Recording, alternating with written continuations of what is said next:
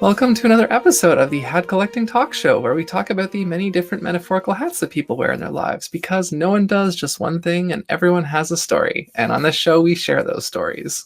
I am your host, Lacey Artemis, a creative Jill of many trades. And today I am joined by Allyson Serena, who is a gamer and Twitch streamer, a musician, and she also does logistics for a clothing store. Allyson's pronouns are she and her. Welcome to the show, Allyson. Hello, and thank you for having me today. Yes, you're another one of those guests that I had a little bit of complications with getting my own issues. Thankfully, my health seems to be cooperating with me again these days, so that hopefully will stay that way. But yeah, so to start off the show here, the question that I like to break the ice with is, where did you grow up? I grew up in, to be more specific, Rexdale, Ontario, which is not too far from where I live now. I've actually been in the city for in the Toronto end of the city for a good, 26 some odd years. There was 5 years or so where I was actually living in Mississauga and Brampton. I've been all around the GTA area, but Rexdale's where I was born. It's where I've lived. Haven't lived anywhere else. Yeah, again, to kind of apologize to my audience, I'm definitely not trying to have all of my guests be Toronto based, because I know it kind of gets a little bit boring in that sense. But yeah, I mean, I don't always know if they grew up in Toronto. So, but with that said, I'm going to take this moment to do a brief land acknowledgement. Toronto, or Tekaronto, is located on the traditional unceded territory of the Mississaugas of the New Credit First Nations, the Huron-Wendat, the Haudenosaunee Confederacy, and the Anishinaabe. This is a dish with one spoon treaty territory, and we are uninvited visitors on this land. To find out more about that, you can visit native-land.ca, which, despite its .ca address, it actually covers the whole world and not just Canada. So that's a good place to get started, but not where you should end your learning journey. And with that said, yeah, so I mentioned in the introduction a few of the things that you do. Do you want to tell the audience a little bit more about how you got into those things? Streaming was something that I at first wasn't too sure about, but I had met my partner about a couple years ago, and she's actually a Twitch streamer as well.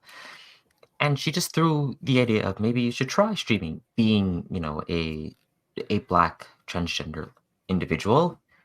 You can probably find a good space on Twitch, make a good community.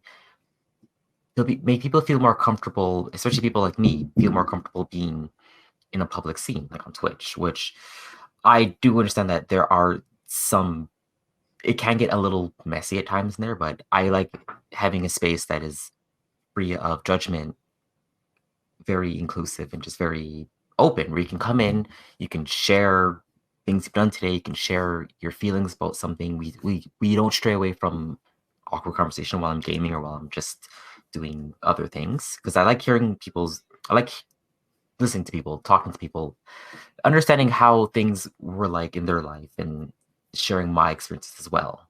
And I find that streaming is it's kind of a really good place to express myself and learn about others. Yeah, for sure. Yeah, I can definitely relate to that. I'm just really new into it myself, but definitely enjoying it and looking forward to doing more. As for so I guess I'll ask about the musician thing next, but I'm also very interested in the logistics part. Yes. So it's actually weird. My first job, all of my jobs have actually been something where I've been working with wholesaling, a lot of product stuff, or how to ship, how to receive, all that stuff. Like, that's just kind of the jobs I've been interested in. And then when I found out that this place was hiring for logistics, I said, might as well go into it. I just, I realized that if you look at the people who work there isn't a lot of women in like this trade or this position. And I go, I know I know how to, I'm really good at shipping, receiving, figuring out how to get things to certain places at certain times. And thankfully they took me on, and it's actually been a really good job ever since. Really enjoyed it. And I feel like if I were to move elsewhere, that would be the position that I'm going to get into, is logistics. Yeah, I did have a job for about a year at one point in the past where I was doing shipping for like a warehouse, and I'd never done that kind of work before. But the way that it worked is that it was a small company, and like everyone kind of had like a task. And so if somebody new came in, it was like whatever position needed to be filled, just like it didn't matter what your background really was, just you're going to learn how to do this, and that's going to be what you That's do. gonna be And yes. and I unfortunately I drew the lucky straw of you're going to learn shipping, and Like, I oh, I I was good at it. I was able to do it well, but it was definitely never like my passion. And I that kind of frustrated me because I realized like, okay, no, there's no like there was nowhere for me to go really. It was like that's what I do, that's what I'm always going to do while I'm here, unless maybe somebody else leaves. But yeah, so I mean, I suppose I would have liked it more if there'd been a little bit more variety to it, but yeah. If the place if they don't offer a lot more like things you can do, it will get a little stale. But this place, if it's not doing like the back end shipping, receiving, I'm also doing stuff on the floor. It's a clothing store, so I do love fashion, and I also get to like just see what's coming in new and get to pick and choose what I might want to pick up later on when the yeah. shift starts. Yeah. And so with the music thing, how did you get into doing music? Do you want to hear? I Okay. mean, just Okay. just just kind of Okay. briefly. Okay. It was back. Let's see. I was about, I think my mid-teen, oh, like 10, 11, and I was watching Much Music, and the White Stripes were playing, and I'm like, I want to learn how to play that guitar. I want to learn how to play that guitar. And my father actually had a just an old acoustic lying around, so I picked it up and I just started listening to like music. I'm learning it by ear, and then my father was like, "Oh, you guys actually want to learn to play music?" So my brother actually plays me mainly plays guitar. And then since we both were like, well, one of us has to pick a different instrument because we can't have two guitarists. And I go, I'll do bass then. So then we kind of split up separate ways. He took guitar, I took bass. We also did classes in the conservatory, try to learn classically, but we realized that no, we're just better at tablature and listening to stuff by ear. So ever since like 12, 13, I have actually just been like playing my own stuff. I joined many bands. My brother and I are actually in a band right now, but it's obviously because of like conditions now we can't really do anything. But yeah, music has always just been there, and I can actually say thank you to the White Stripes for getting me into playing music. Oh my gosh, the White Stripes. Yeah, no, I remember when I was learning, because I started learning at like 16, 17. My stepdad had an acoustic guitar, and he let me, pick it up and play around with it. And the same thing like tabs. And I remember my music teacher used to, be like, this isn't like if you want to really be like a professional musician, You have like you to learn can't do tabs. It's like, yeah, but this is how I can learn the songs I want to play easier, right yeah. now. So I just, there was a little bit of that attempted to gatekeep it a little bit, but Yes, um, but yeah, like I mean, I can actually read sheet music. It's just very, very very slow slow. and very like clumsy. But I do understand somewhat how to read it. I want to get into reading sheet music again, but this tabs are so much easier to pick up and learn. But Yeah. if I have more free time, I might get back into like standard notation stuff. Hmm.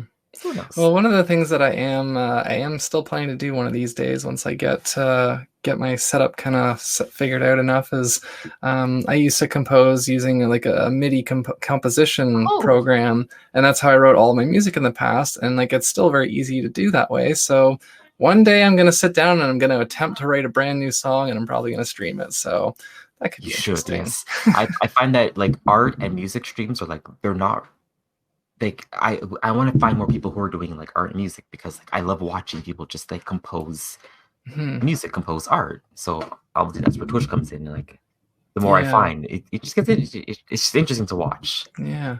So I want to take this opportunity. The next question I like to ask about misconceptions. It's like a sub Yes. question, really. And so why don't we start with the logistics? What would you say you think is like one of the biggest common misconceptions that people have about like logistics, like shipping, receiving kind of stuff? I think I have a lot of issues with people who just think that like it's easy. It's like, oh, you just have this package shipped to this place, and it's like, no, it's actually not, because working with the 3 or 4 different companies, the logistics company that you ship with, it's like, is it a PO box?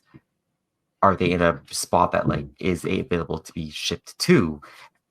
And also they literally think that once it leaves our store, it's gonna get there in like the next day. It's like, no, there's a network that it has to go through sometimes. And people always seem to call us and be like, I thought it would be here by this date. And I go, well, you live in BC. We are in Ontario. I don't think that package can travel across the country in a day, but sure, I just think it's an easy process of I order it, I put it in a box, and I send it out. It'll be the next day. It doesn't work like that.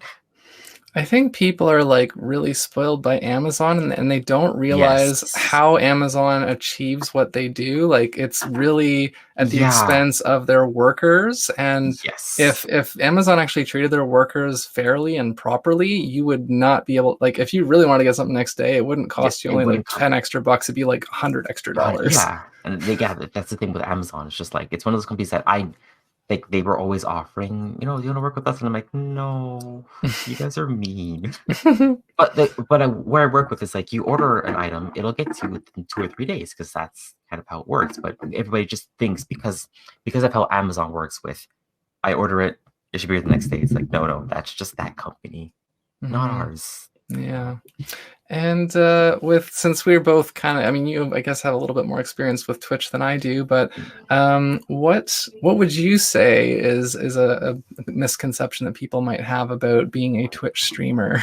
That it is, okay, I'm going to say it, streaming is not easy. It is really not. Like, they just think that you turn on a camera and you just play games or just do whatever, but it's more so having to keep a conversation going, having to ensure that like there isn't any like toxicity in your chat or in your community, making sure that you have a good schedule and being able to abide by it majority of the time. They literally, people just think that I'll sit in front of a camera, I'll turn on a game and I'll play it. But it's like, no, there's also having to communicate, having to take breaks and like, keep people entertained. That's what it is. Always just think that once you turn the camera on, you're just going to be entertaining. And it's like, no, it's not that easy. There have been moments where I've just kind of had to be like, I need to step away from this because I'm burned out. Yeah. In my sort of limited experience so far of just kind of a few weeks, like, I guess one of the main things, because I'm still very new, and so most of my streams, I don't get any viewers, and that's kind of demoralizing, to be honest, when you get on there and you're excited, but then you're like literally just doing something for yourself essentially. And like, that's why people have been telling me you can't, if you're only streaming for the audience to get the follows, then you shouldn't be doing it. And the other thing, like, because I, as I've said on this show many times, I'm a morning person. I have the best energy for the first kind of half of the day. And because I can't stream during work hours, or rather, I avoid doing that for obvious reasons. I try to wait until, like 4 or 5 p.m. And by that point, I'm not as energetic, and streaming does take energy for me. And so a lot of my streams have only been like, 30 to 60 minutes. And by the end of that, I do feel like, okay, especially if there's no like audience, I'm like, do I want to just keep pushing myself? So that's also why I want to get into doing a few more different things, because I feel like gaming takes concentration, but if I'm doing like an art stream, it's more relaxed, and I feel like it won't tire me out quite as much. And just so I'm hoping to eventually be able to do more like 2-hour streams or something. But if there's one thing you should do though, I know you just need to advertise. If you can find like a network of, just be like, hey, I'm going to be going live. People, I mean, if you do have Twitter, or it's just any platform you're on, just be like, I'm going live. Because I did that. I started streaming to like one person, no people at a time. But I mean, my average hasn't gone up a lot, but it's like, I do like, and I go on there will be people there watching. It's like, okay, cool. But you just have to advertise. Because I realize that once I advertise on Twitter that I'm going live, people will show up. Especially if it's like, especially for like in our very close knit trans community, like people will show up just for support. And it's an amazing feeling.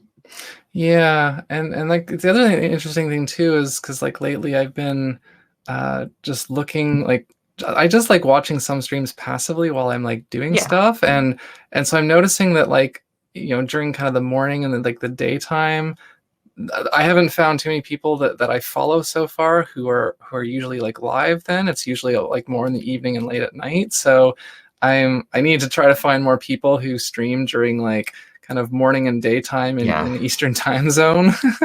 I found that most of the people that I watch that stream in the morning are like in Japan Yeah, or the rest of the world. But I go, or like UK. I Yeah. can't understand what you're saying, but I like watching. So Yeah, that's actually I hadn't thought of that. I know like, Europe is kind of yes, but again, most people are like more like late night, so even if it's, yeah, like 10 p.m. in Europe, it's still going to be like 5 6 p.m. here, sure, so it's yeah. still kind of on the later side.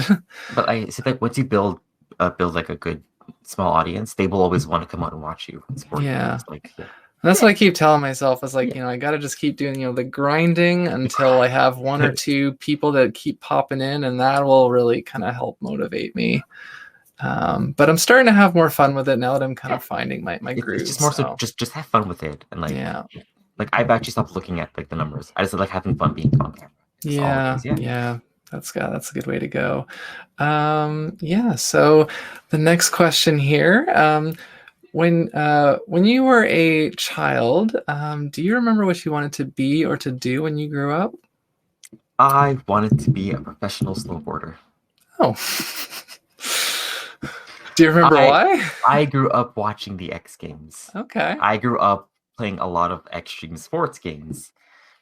And I remember the first time for a school trip we went to like just a small hill and I had like one of those very terrible like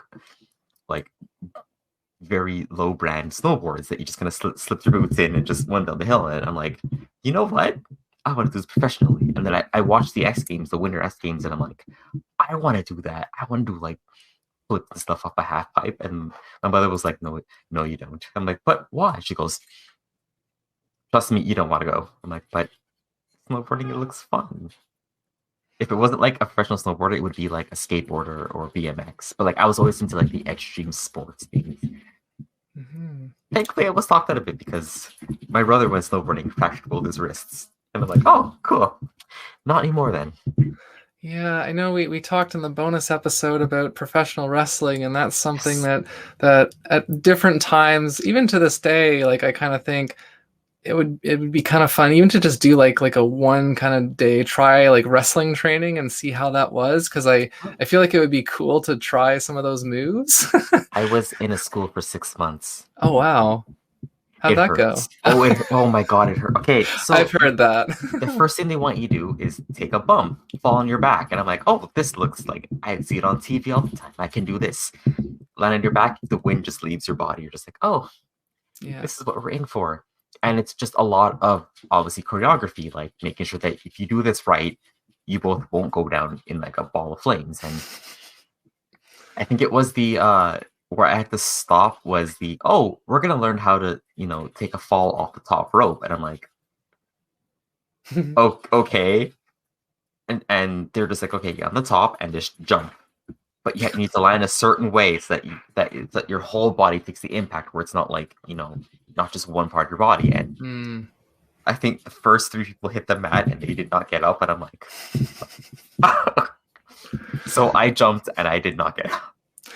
See, a couple of years back, I think for like a summer, I went and like I did like there was these kind of open practice nights at this gym that Yes. had like Oh, yes. Oh, trampolines and stuff. yes. And I remember like I actually did learn how to do a couple of like flips and tricks on Yes. trampolines. And I was just thinking like that's how you like learn how to like move your body at the right speed and the right rotation to land the right way. And yes. it does take, and that's with a trampoline. So lot, to yeah. learn to do it just on your own Just power. jumping off, and I go, I don't think I can do that. That's why I guess a lot of talent, they just don't do anything off the ropes. And I'm like, that makes sense because I did it for 6 months, and I'm like, I can barely get a scoop slam down, so I'm just gonna. It was fun, just that my body was in shambles, and I'm like, I don't think I can go on with this. My body's too old and broken down at this point. If I tried to do wrestling training now, I It probably would would turn into not get up. dust. It'd They turn would into they would dust. they would need to roll the casket right in. Okay, so the next question here. I'd like to talk about this idea that that we're often kind of told that by the age of 30 we're supposed to have a lot of things figured out, and we're supposed to like kind of be like married with kids and have our career and all that stuff and Gosh, the yep. house, and Oh, and yes. obviously that's not the case for a lot of people. And so I instead like to ask the question in terms of, because it's like, well, when do we actually find our kind of paths, or when do we feel like we've figured out enough that we're like, okay, I'm not flailing anymore? And maybe you haven't reached that point yet. That's totally fine. Of course. But if you do feel like you're on a path that you're more or less content with, what age were you at when you first kind of got on that path? I can safely say that I don't think I'm quite there yet. But Fair. I feel like I've been in talks with my partner and we're just like, we want to get out of here. We want to move. Thinking of moving to like, BC, like in not like in the city, but just in a nicer, I guess say rural area. Mhm. We just want to grow up, have like a nice house, a garden, and just live our lives there. And then if it all goes well, we can always just move to New Zealand where it's beautiful and you know just a new scene. Like I think I would have like things figured out if I were just move into a new environment. And the fact that like we're thinking of that and just like thinking of that and putting that into like the works. I think Mhm. that's, and I'm 32, and that's where it's like, oh, okay, 32. That's where I decided that I need to start moving forward with just doing different things with my life and not just sitting here flailing. Yeah, absolutely. Um, and so if you could kind of like, for some reason I'm being awkward. No, I was just trying to think of it like a slightly different way to frame this part, but basically I was going to ask, what would you say was one of the biggest, or a big obstacle to you to kind of finding a suitable path for yourself sooner? Transition was the big obstacle. Hmm. I was very wishy-washy about it. I'm like, oh, I want to, but I don't think I should. It's going to be too much. It's having to worry about family and friends around you and like working. And I was very put off with the idea of trying to be, your true self. Mhm. But then I realized that if I ever want to be happy and on, on a better track, I have to do this. And thankfully I overcame it with a lot of help. And, you know, now that I know, if I know that I can get past that obstacle, and it's been like almost 5 years, then I could do anything, do anything else I put my mind to. Yeah, so the next question here, self-care is something that's, it's often uh, derided somewhat, I don't want to say comically, but like, a lot of the media likes to make fun of us millennials and our self-care and our avocado Yep. toast and whatnot. But self-care is a very integral part of our lives. Like capitalism is slowly grinding us into dust, and we often don't have a lot of time and energy left for things that actually, bring us joy and happiness. So I like to ask, what is the last act of self-care that you did for yourself, no matter how small it was? So I would say the what I consider self care is something that will, I guess, bring your serotonin levels up. So there was a day that I brought my both my bunnies outside, and I just chased them around the front yard, and that just like, it just made me happy. Like I just forgot about having to work, having my body being kind of sore, and it was just my two little bunnies running away from me, going, "Oh my gosh, what is mother doing? We must run, we must hide." And yeah, that was just like that one thing that just made me feel happy. I can totally understand that. I've been saying lately that I really wish that I had a pet because I feel like that would make lockdown a little bit easier. My two bunnies and two guinea pigs, they like to make it known that they are here, especially the guinea pigs when they see me coming down the stairs and you start screaming at me, and I go, "Okay, I know." The next question here. I don't know about you. I definitely like to learn new things, and I think being on this show, you probably do too. And so I like to ask my guests, what is the last new thing that you learned, whether it was a skill or a piece of information, and what is something that you would still like to learn? The most recent thing I learned how to do was create a 3D model, or kind of edit a 3D model more so. As far as like editing the hair, editing the eyes, editing all that stuff, like that was like the most recent thing I learned how to do. And I'm still learning how to use other like art programs. So that would be one big thing that I learned like as of recent. And I'm also listening to a lot of long form video essays and just learning things about sadly about like capitalism and like the governments, and I'm like, oh dear, I'm learning a bit too much and I should just, but it's I feel like it's necessary for me. It's like necessary learning. Hmm. Yeah, but Yeah. Definitely. I mean, I listen to a lot of like podcasts. I watch a lot of YouTube passively. Now that I'm tuning into more different Twitch channels, sometimes I pick up little bits from there. Sometimes on social media. So it's, if you're kind of out there and your antennas are kind of pointed out into yeah, the ether, there's just always something to pick up. yeah, I mean, like I welcome all the learning because it's like better to learn it now than never. So Yeah. yeah. Yeah, and I just started listening to a self-help audiobook, which Oh, is definitely something that I wish that I had already. This particular one, I wish that I had known about, 6 months ago. It might have made some things a little bit easier, but um, yeah. So the next question here, and this is kind of again on the theme of the show. So we talk about hats and metaphorical hats, and mhm. being like skills or interests or knowledge sets. And so between kind of like your work and your hobbies and just everything that you do in your life, what would you say are your two most dissimilar hats, and not obviously the metaphorical kind? Hmm. Most, I guess just different. Like just you look at one, it's like how do you like this, and then like that. Mhm. I guess it just would be. Oh man. I guess it would kind of. I no, that's a really. Never thought about that. It's like my interests range from like I guess wrestling, Super Sentai,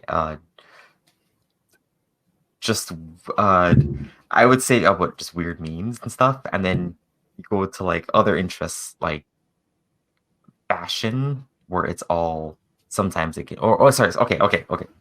Very, very, very two very different like aspects of like things that I like would be I guess your traditional boy things like wrestling, cars. I guess people. I mean, these are the people say that like are these weirdly gendered things, cars, sports, and stuff. And then you look at my other side of things where it's just like Japanese fashion, where it's just very sweet and pink and decorated. Just like how is this person doing this? Like I don't get this. And, like I don't get it either. I just like two weirdly polarizing things. I mean, you can bring them together, but it just would seem kind of out there. Kind of strange. Yeah, I can get that. I don't do a lot of, I mean, I like doing hands-on stuff, and like it doesn't have to necessarily be artistic. Like I'd love to learn how to like, either build or repair or rewire Yes. like circuit boards, but I also, love dressing up in frilly clothes, and I love doing like, like pastel design work and stuff. And yeah, just I mean, it's all valid, and I think, as I kind of keep saying on the show, that I think these two kind of extremes exist, and we kind of, we can't be all to one extreme, because that's just maybe not the most healthy thing. So I think that like a lot of times, if you have like a more analytical, mechanical kind of job, then your hobbies, it makes sense for them to be a little bit more loose and flowy, and vice versa. Yeah. So this next question is a newer one that I've been asking on more recent episodes. This one I'm looking at in the terms of like, we get forced, quote unquote, forced to learn a lot of things in school, a lot of, sort of the essential subjects, as it were. And unfortunately, art is not considered one of them a lot of the time. But a lot of things that we learn and that, people think like, well, did I ever really use that once that I got out of school? But I know we learn a lot of things in our travels once we're out of school that, do end up serving us and often kind of in more than just one situation. And so can you think of an example where something that you learned outside of school, whether kind of like a skill or just like, again, like a knowledge set or something that you have applied in an unexpected or very like unrelated situation or example? Yeah, let's see. I think it was like I learned how to properly tie bows because of like just the fashion I was in. Well, I won't say properly, but like I learned how to tie just really nice looking bows. And there was a job I was at where we needed to make gift boxes. I mean, even the job now I would have to do it, but everybody was like, I don't know how to tie a bow. And I'm like, oh, I happen to have this one very random skill of tying bows. I will tie bows for like these packages, and that's kind of that one skill that I'm probably never gonna learn how to. I'm never gonna need to tie a bow outside of like tying a waist bow for like friends. And here I am at my job tying bows for presents. I'm like, oh me, okay, I'll take it. That's very cute. So the next question here, I like to ask the guests, and this might, I guess your job probably would be kind of similar pre-pandemic and post-pandemic, but what was your schedule like, and do you have a peak time of day? So if we were going free, it was I had a different job before the pandemic, and it was just a 9 to 5 job. And I would say my peak would obviously be after work, 5 p.m., where it's like, hey, I still have a day ahead of me. That's where I'm like my best. I go home, I will do cleaning, I'll cook, I'll do a stream or something, or I'll just be up and active. But now that I'm in a different position, the times are really weird. I don't have a set time. It's usually 1 to 10, 2 to 11, 10 to 7, 11. So, but I still think that my on time would be at around 5 p.m., even if I'm still at work. That was where I'm getting the most done.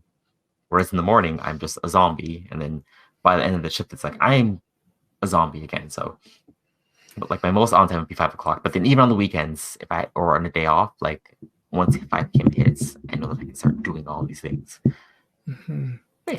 Yeah, I've been kind of finding lately that I wish that I had like an evening job, even though I know that I would be kind of more tired and wouldn't enjoy it as much. But I've been finding that, especially kind of during the days, like now that I know that winter is pretty well behind us, and now that I've got this new, like, I just often, like, a lot of times lately, I felt like when I got up, I was like, you know what, I want to stream. Like, after I eat breakfast, I want to stream, but I can't. And it's like, I wish that I could kind of do that, and then I could do like my job like afterwards. Yeah.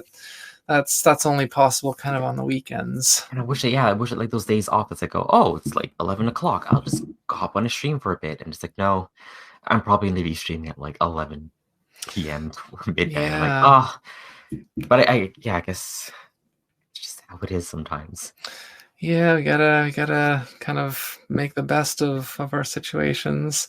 It's still like, I'm even just thinking that the fact that, because again, I've talked about this on the show before, how when I was kind of in college, like the first time, or back when I was starting to just kind of create my own things and sort of just even have the very faint beginnings of an idea of a brand, there was like, I think there was only like MySpace, like Facebook was or it was just barely, and there was like, I think Twitter, but just none of the stuff that we have now. Like now, if you do create something now, there's so many more ways for you to kind of get it out there and build an audience. And it's much easier. Like if you actually, like, you work at it consistently, it's much easier and quicker to build an audience. And I just think about how, as much as I'm kind of like jealous of, younger creators coming up now and just kind of like being able to jump right into it, I'm still thankful that, like, well, hey, it's like that at all. Like, even if it wasn't like that for me 10 years ago, it is now, and I can still Yeah. take advantage of it now. And, the fact that I can just finish work and hop on a stream and like be building, audience and community and everything Yeah. it's very cool. Just like I can imagine back in the MySpace days, like I actually stumbled across my old band page and I'm like, how did we ever get people to listen to our stuff? Like it was just Yeah. So the next few questions here are getting kind of close to the end of the show. We get a little bit more serious for a bit. okay. So the next question kind of talks about close relationships in our life because they obviously, play an important role in kind of helping us like kind of see our worth and kind of, encouraging us towards our goals and our aspirations. And so I like to, I've kind of framed it now in this idea of heavy hats and hype hats. And hype hats are pretty obvious. It's someone that hypes you up and encourages you and Yeah. like that kind of thing. And then heavy hats is the people who kind of weigh you down and slow you down and hold you back and make you doubt yourself. And Oh, yes. they're not positive presences in your life in general. And so you don't have to name any specific names, but I do like to ask if you can kind of think of an example, one kind of person or an example of kind of one of each, and kind of talk a little bit about that. I mean, I'm fine with naming names. I mean, I mean, I want to start with like the heavy hat first, so I can get that out of the way. If that's like fine with you, I think that the heavy hat. I feel like the heavy hat. I feel a lot of people have this in common. Would probably be somebody in your family. Mine's my father.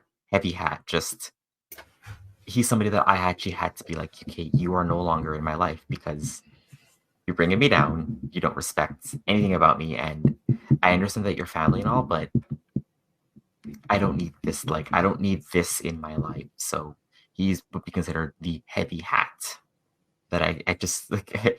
If I have to see him, and if I have to see him, and you just kind of feel that weight on my shoulder and on my head as well, because just he just wants to like tear you down because he wants to be right about this transition being a phase, and I'm like, nope, no more of that. Mm-hmm. But then I also have my hype hat, which is my partner. I'm pretty sure you've seen her walk by here and there. She is back there. She's my hype hat. She actually was the one who hyped me up, got me into transitioning. Like she saw that you need this. And I was very like, oh, I don't know. She's like, no, you're doing this. And I to this day thank her because I would not be this person I was when it wasn't for her, like being there for me. Hmm.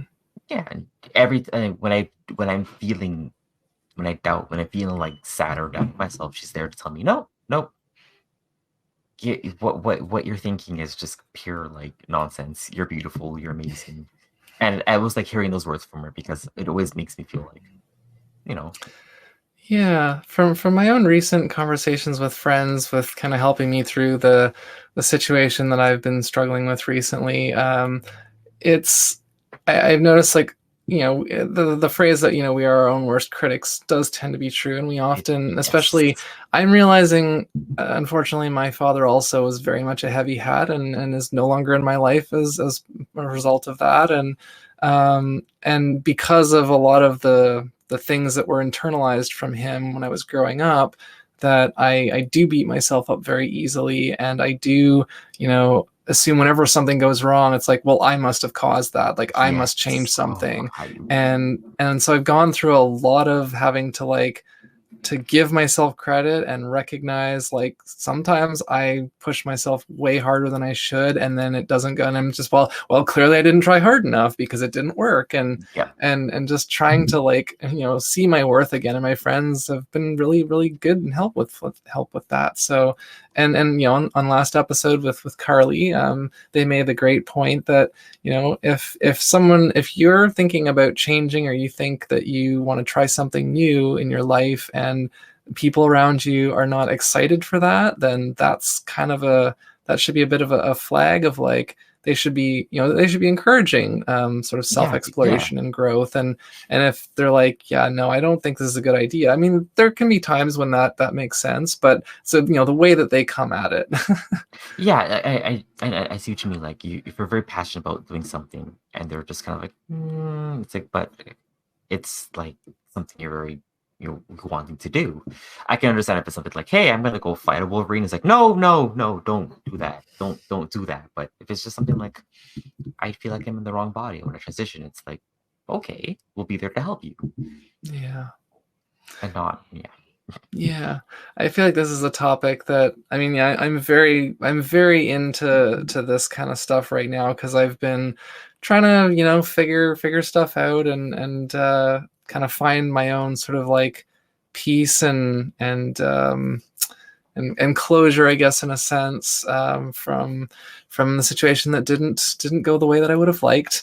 And so a lot of reflection and a lot of now starting to be able to see things through more of the rational lens versus the emotional and trauma lenses, which cloud things for sure. But yeah, with that said, we'll continue on here. That's right into a very related subject. I'd like to ask about mental health, and of course, you don't have to talk about anything that you don't want to. You can be as general or specific as you like, but I do like to ask my guests, what is there any mental health issues that you have experienced in your life, and how have you worked through them? A lot of my mental health issues have probably happened pre-transition. I've had some posts, well, during my transition, but a lot of them were just a lot of, I guess, just isolation, wiping myself out from like social platforms and not responding to people's messages and just vanishing and like, oh wow. And then, I mean, didn't think about it as depression back then. It's like, no, I'm just being myself. But then people look at me and be like, nope, you are depressed. You are depressed, that you are trying to find this really weird way of coping by pushing away help and vanishing from the internet. And I go, oh. And then even now, like I mean, I want to keep myself on as little platforms as possible, because I guess just the amount of social networking can get to me sometimes.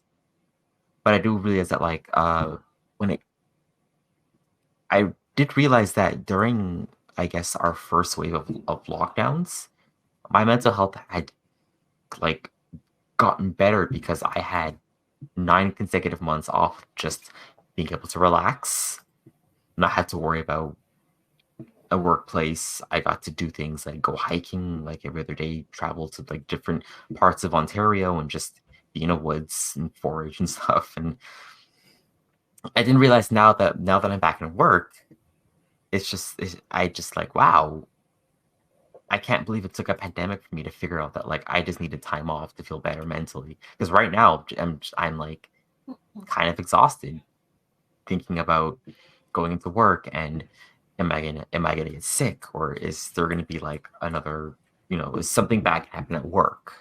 And that kind of brings your mental thinking out. It's like, oh gosh, like I'm not worrying about just going to work and finishing. I'm worrying about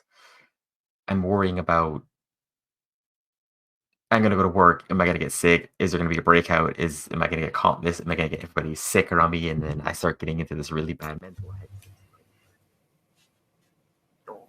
But usually what I would do when I would have like an episode like that, which I just talk to somebody, like a therapist, or just kind of just express how I feel towards a friend or a partner. Like, okay, no, I hear you, and maybe if you just kind of broke it down and not like I'm over exaggerating like certain aspects. Yeah, in my own kind of experience with mental health through kind of the pandemic, it became kind of obvious at a certain point. Like I did go through kind of burnout from just a lot of things not going well, and just not kind of being able to find, I guess, like the right solutions, and not being good at setting kind of boundaries, and like when you get to a certain point of like kind of depletion and burnout and exhaustion, your resilience to be able to handle even like small everyday things. Like you'll Yes. start to blow up over like things that are just so insignificant because your patience is gone and you're Yeah. just so just because when you get so tired, you kind of like your monkey brain kind of takes over, or Yeah. lizard brain is it, I think whichever one is the like emotional one where you just become like just instinct only, and like you can't really stop and think as well and be like, hey, what would be the yeah. consequence if I do this? You can't put And rational thought into what you're doing or yeah, the things that come at you. and it's been interesting to kind of be able to see it in someone else when you know that they're really like stretched to their limit, and then they're potentially making decisions that like you can easily see how that decision could impact them in a short time in the future, but they just they don't at that time, they just don't have it in them to worry about it. So that's another reason why, like I said, with capitalism and with being so like a lot of us in this pandemic, like I coming into it, I was pretty okay because I was an introvert anyways, and I didn't Yeah. go out a ton anyways. But then once, like, what I've noticed is like being forced to be kind of introverted is different than choosing it. And Yes. now I'm Oh gosh. very much in an extroverted phase right now, and it's kind of weird, but it's also like, okay, so right now I want to talk to people all the time, and that's what makes me feel better. And so if that opportunity is there, if people are willing to talk, then great, then I can, it helps. But um yeah, it's just being aware of these things, and I've been thinking to myself, quite honestly, if there wasn't like if there's still like vaccines were not actively being doled out, it's like, okay, hopefully like if they're saying 2022, it's like to think of going through another year Another of year this, of a just lot of people would not make it. yeah. Yeah. Because I mean, hearing that, like, a lot of my friends in the States have already gotten both their vaccines, and I'm like, we haven't even gotten our, like, Yeah. a good chunk of our people, like, vaccinated yet. Yeah. Yeah. Yeah, so I mean, it could certainly have been worse. It certainly could have been better, but just recognizing and being thankful for the things that I recognize I can and should be Yeah. thankful for. I'm glad that, like, vaccines are a thing that they have been tested and that they're a thing. And I'm not have to worry about, living in another 2 or 3 years of, like, are we going to is it gonna get worse? But, Hmm. Yeah. And so, with that said, the kind of last question in this tough little trio, I like to preface this question with failure can be a good thing because it can usually either show us something that wasn't right for us, or it can teach us how to do better and kind of get the right thing next time. And so, I'd like to ask, what is an example from your life, from your history, when something didn't go the way that you would have hoped, for whatever reason, and what kind of important lesson did you take from that, if anything? Interesting enough, the first time I joined a band and I was playing, like, the way I learned how to play in front of another person who was actually, like, I guess he was classically trained, so, like, he knew more about scales and everything, and he actually just he would laugh at how I play. I'm like, "I'm in your band, and you're laughing at me at the way that I'm playing and that I don't know certain things that he does," and he really made me feel like I literally failed, like, the whole entire band for not being at, like, his level, and there's a time where, like, I had to step away from the band, I had to, like, just go back and be like, "Wait a minute, I guess maybe I did fail at playing, like, this instrument, maybe I'll just, like, put it away," and I did for, like, a year, and then I was like, "No, no, everybody if I'm failing now, I mean, I can just pick it up again and, go at my own pace. I don't need to have the band tell me that, like, "Oh, you're not playing at our level." To them, the failure to me was like, "Okay, I failed. I failed in front of you guys, but that's cool. I'm gonna just go back to the drawing board and relearn and do better at what I do with this instrument." So, and I did realize that, like, when it comes to if I'm failing at something, all I need to do is just kinda just stop and take a break, go at it slowly. Because I think my issue is that I like to jump into things and try to get to, like, the good level right there when I hop in and I go, "Nope, nobody, like, not." not everybody can do that. You just hop into a hobby, or even like something to play in a game, or play an instrument, or just any type of hobby. People think that if you jump right into it, you're just gonna do good. But then you'll fail and then you'll get discouraged. But it's like, no, go at it slowly. Go at it as slow as at your own pace. And don't just get frustrated and give up. Just keep going and save everything that you've done so that you can always go back and look at, oh, I am doing better. Which I do with some of the songs that I like played in the past. I'd go back and I go, oh, I did good here. I'm doing better right now. Yeah, I think a lot of people are kind of afraid to go back and look at what they did in the past, because it's almost like if you had like a blog or a journal when you were a teenager and you go back and you read, it's like, oh my God, really, was I Oh, that was I obnoxious or typing like that? Was I really speaking like that? Oh no. yeah.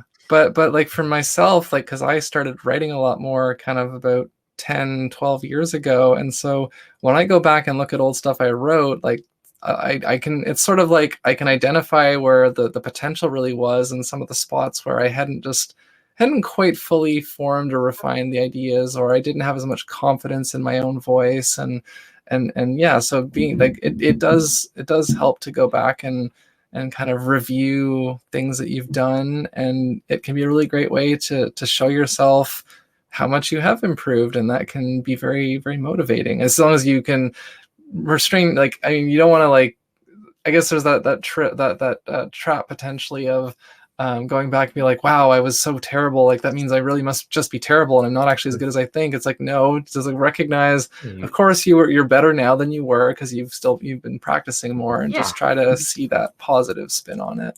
Yeah. Like, yeah, I put the positive spin because I'm like, I listen to my old stuff and I'm like, oh, this is bad. But for me at that time, it was considered like good for me. And Yeah. now it's like, oh, I'm a lot better. Okay, good. I mean, there was progress. You can hear it. Yeah. Yeah. Excuse me. Yeah. So I guess that kind of semi answered the next question, but we'll do it anyways. I'd like to ask about advice, specifically advice for teenagers, for 30 somethings, and for like grandparents or elders, excuse me. And you can give the same piece of advice for all three groups, or you can give separate for each if you want. What would you say to those groups of people? I think it's like for like the teens I see now, they are a lot better at wanting to pursue things they want to pursue. I guess because they have the tools like at their disposal. I'm actually glad that they're getting to things like art, getting to things like music, and it's just like, just don't give up, just keep doing it, because we need more of that stuff in the world. And I know that there will be some. I've talked to a few young people, and they're like, oh, I'm doing this art thing, but it's not working. It's like, no, just keep doing it, please. Like, whatever you're posting, you're spreading joy to somebody out there, and we need that right now. Like, please. And obviously, people my age, it's more so we're not old. As much as people want to be like, oh my God, you're so old. It's like, I'm not old. Just obviously, going back to previous question, like, you're not supposed to have your life figured out now. If you did, then that's good for you that you had your life figured out. But you still have a lot of time left to like figure yourself out. And Mhm. for the older generation, like I take after, like my grandmother, for instance, I thought that she wasn't going to like my transition at all. Being from an older generation, it was a lot of, oh gosh, they're gonna bring in things like uh, religion into certain aspects. But my grandmother actually, she goes, I don't have the time to like hate my grandchildren. Like, I don't. You're still my grandchild. I still adore you and love you. And I go, other grandparents just need to see that. Like, they just need to, all those. I know that it's hard to kind of throw away that old way of thinking, but you can see that if you just kind of put that to the side and look at your grandchildren or just people that you don't want to understand, you can learn to understand and see that we're just trying to live our life like you are. Mhm. Yeah. Yeah, well, that's really really nice, and I I don't usually do this sort of thing, but something that I said earlier, I feel like I want to tack on a slight amendment to it because it's bothering me. Yeah. Because, like I said, I recognize that. So I guess I'll just kind of be more direct about it. The relationship that I was in just ended recently, and Yeah. it was very complicated and kind of messy, and I've been just churning my insides over it for weeks. And like I said, a lot of my friends kept saying to me, like, you're beating yourself up too much. It's not, you're being too hard on yourself. You're not giving yourself enough credit. And I was kind of saying, like, my default is always to be like, okay, I started, I was 100% wrong and I needed to change everything. And I don't want it to sound like I'm saying like I didn't do anything wrong, because Yeah. certainly it's everyone, there's always a balance, like both sides, did Yeah, things there's wrong. always two sides to like the story. But I just wanted to say though, like, because again, my default is to assume too much blame. But I know some people, their default is like, oh, I didn't do anything wrong. Anything. I Put I'm all I'm on them. fine. Yeah. And the truth is always somewhere in the middle. So I just want to say, don't be overly harsh on yourself, but also Yes. be realistic. And this is why I think talking to friends and having the right friends who will be honest with you, like, they obviously care about you and they want you to care about yourself, but they can also give you a bit of that real talk, and say, like, you know what, yeah, you this is something you could probably work on. So yeah, listen to your friends, and hopefully you have the right ones and they will tell you the right things. And yeah. I um agree. but yeah, I'm gonna try not to bring that situation up too much more, because it's done, and I'm moving on, and it is what it is. So yeah, the next step here is, we get to flip the script, and I let the guest ask me a question if they want to. I don't know if you had one in mind or not. I actually wanted to ask about Parker and Tucker.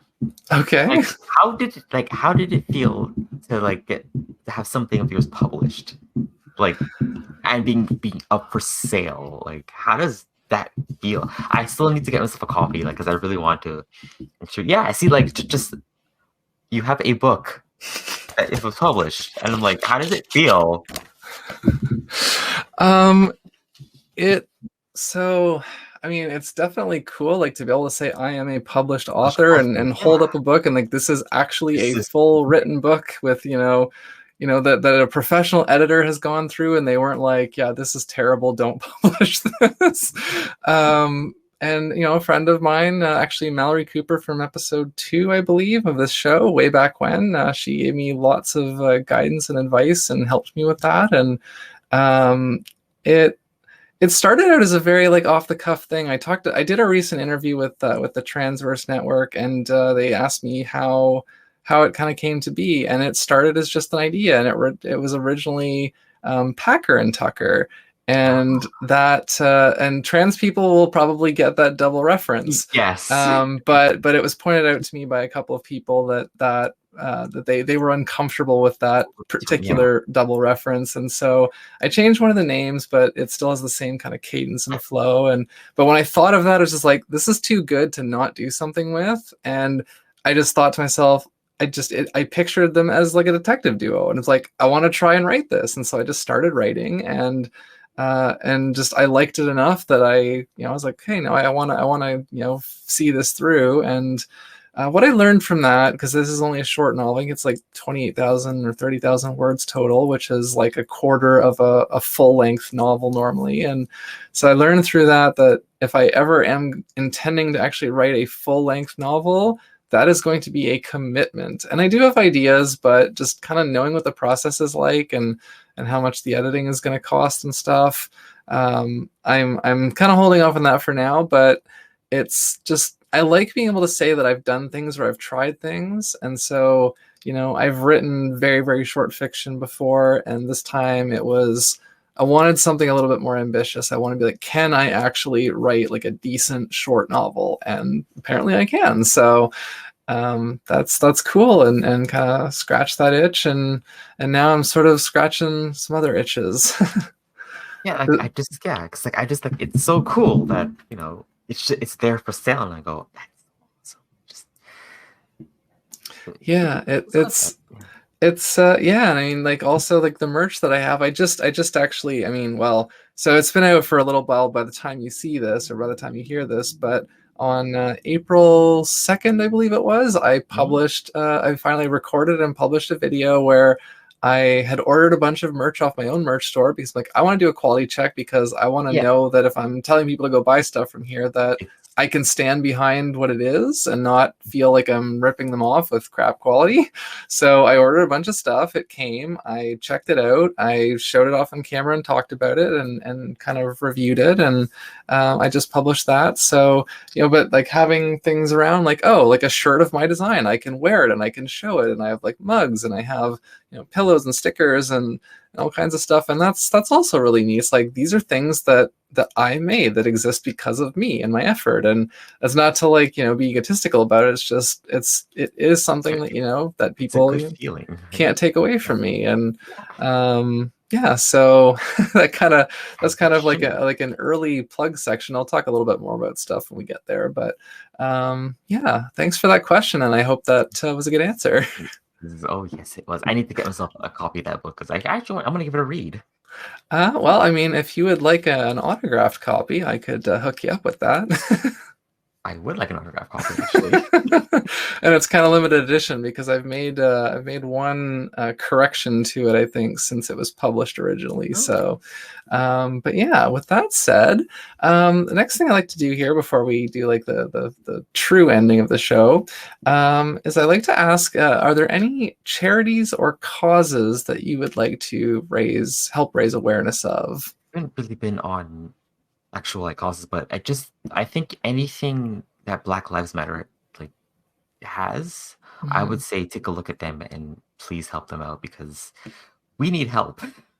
And just Hmm. the way that things are going all over the world, I just kind of feel like they've been on their ball. They've been on the ball with finding out people to donate to and all the all the good charities and such.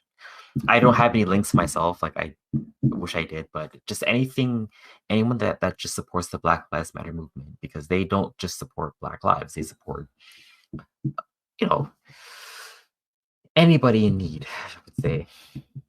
I was trying to open up a file quickly without making a ton of noise, so I muted myself. Well, it's okay. So yeah, I wanted to, and this is not me intending to brag, but just Yeah, yeah.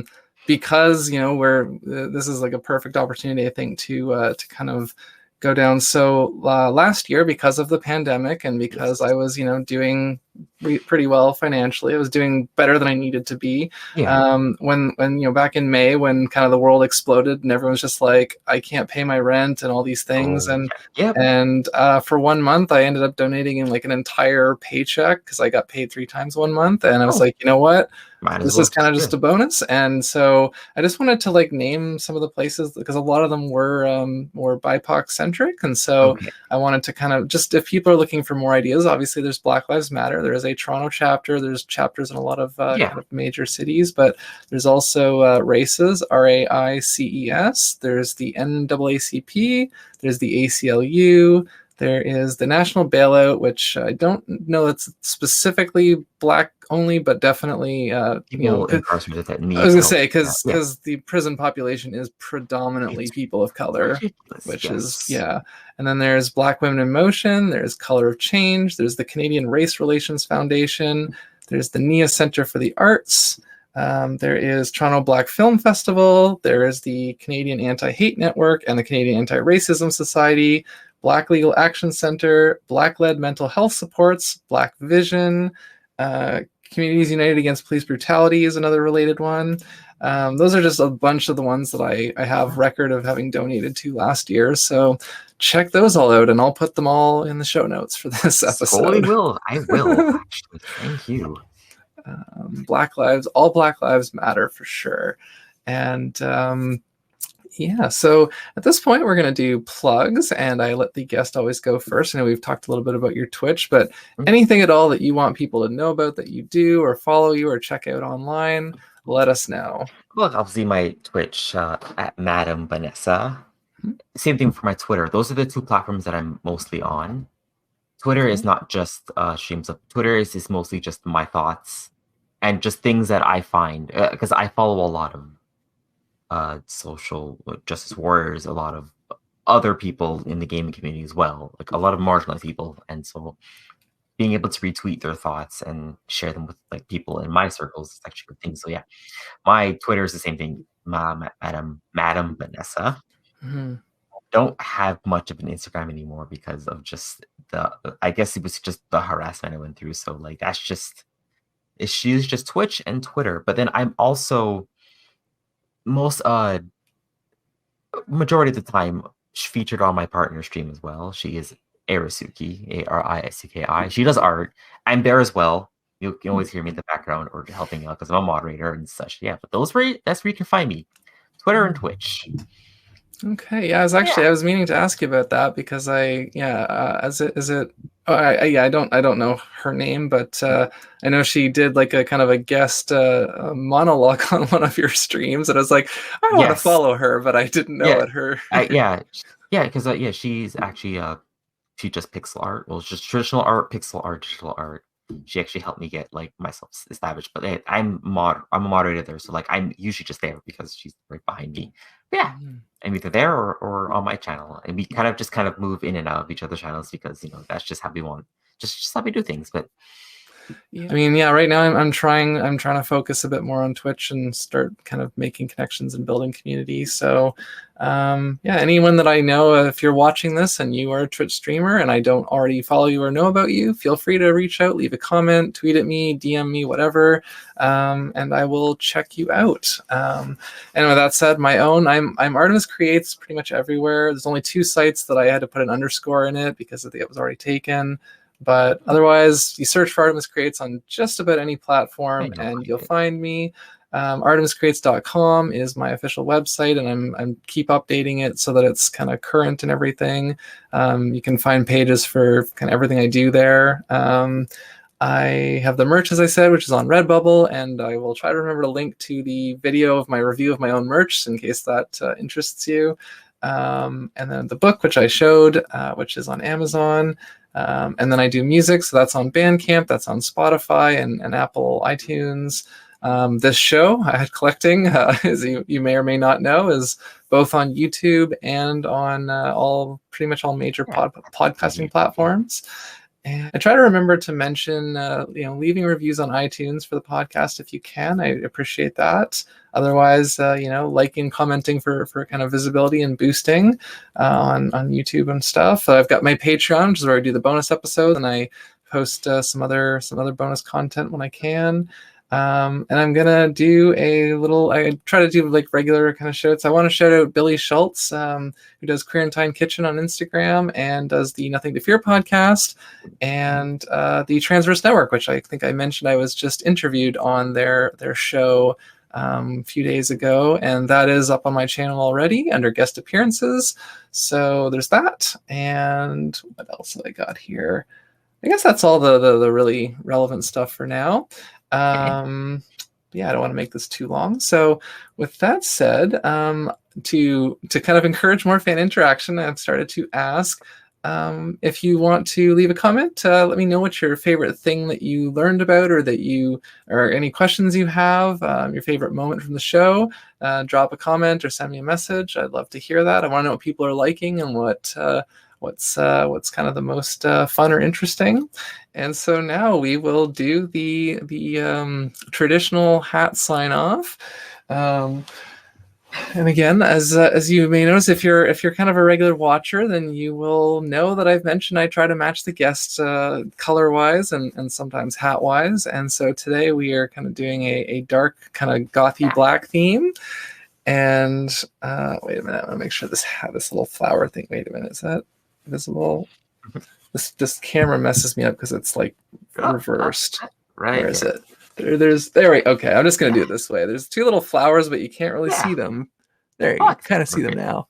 But yeah, this is kind of my yeah, you've got like more of a bit of a floppy brim cap, and I've got more of a bowler Clockwork Orangey kind of hat here. But yeah, this is always the part I always kind of enjoy, a fun little ending to the show. And yeah, so again, I feel like there's more I should be saying now, but that's the end of the whole show notes part. So I guess with that said, thank you again for watching this episode of Hat Collecting. Thank you to Allyson for being on and for talking Twitch and everything with me. And otherwise, stay curious and keep collecting those hats. Until next time.